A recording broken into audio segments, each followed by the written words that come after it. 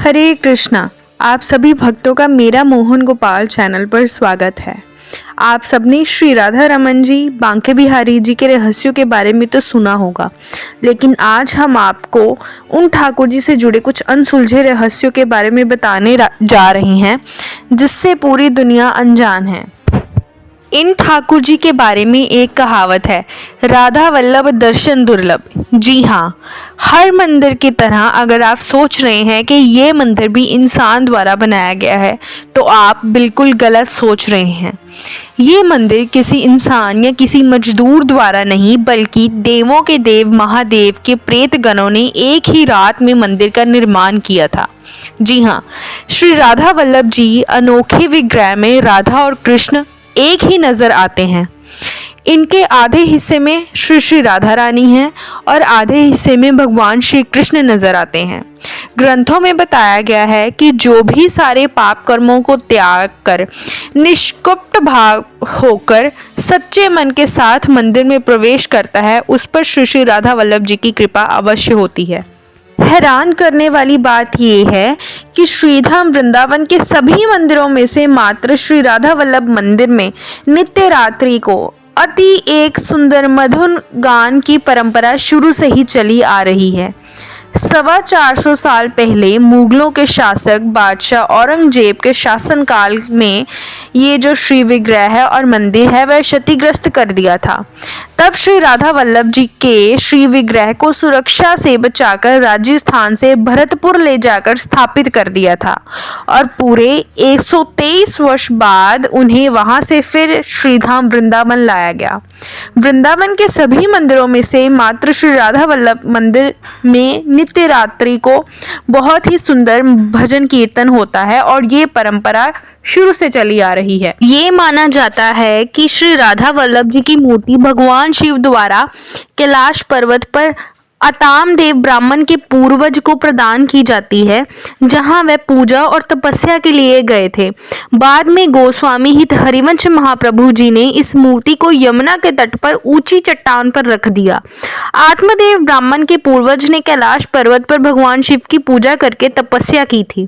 भगवान शिव प्रसन्न हुए और आग्रह किया कि आत्मदेव ब्राह्मण को उनकी इच्छा के अनुसार आशीर्वाद दिया जाए। तब भगवान शिव ने उन्हें अपने दिल से श्री राधा वल्लभ जी की महाराज जी की मूर्ति दी और उन्हें इसकी सेवा की विधि बताई। श्री हित हरिवंश महाप्रभु ने इस मूर्ति को चलाया, जिसके वृंदावन पहुंचने पर यमुना के तट पर ऊंची ठोर यानी कि ऊंची चट्टान स्थापित किया गया था।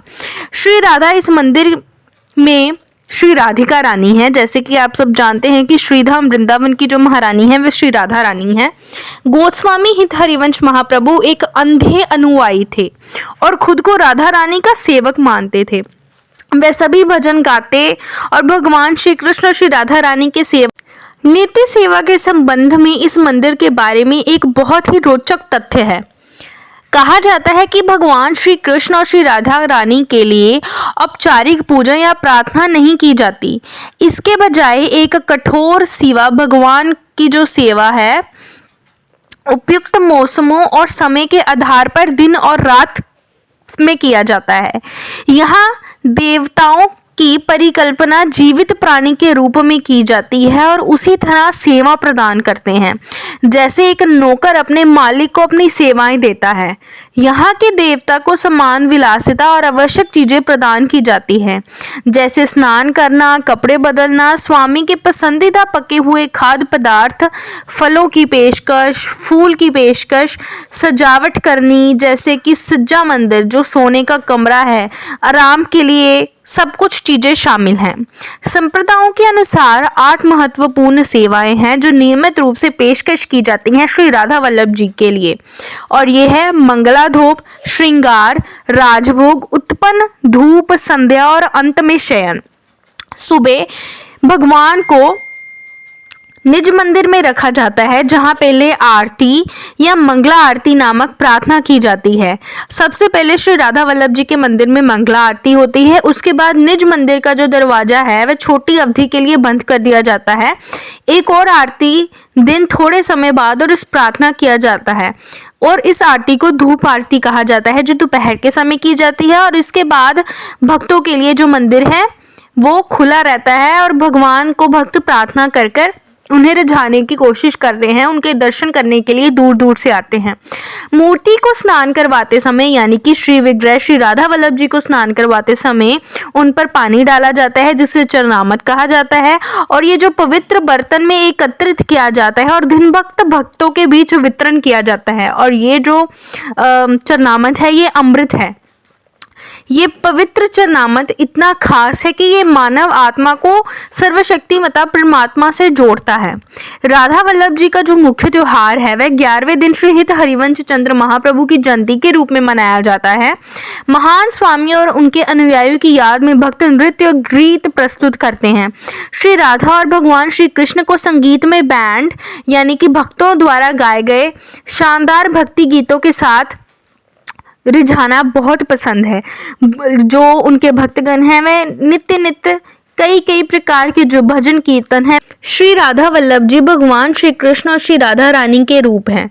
उनका जो श्री विग्रह है वह श्री कृष्ण और श्री राधा रानी का जो मिलन है वह है। आप सब पर श्री राधा वल्लभ जी की कृपा ऐसे ही बनी रहे।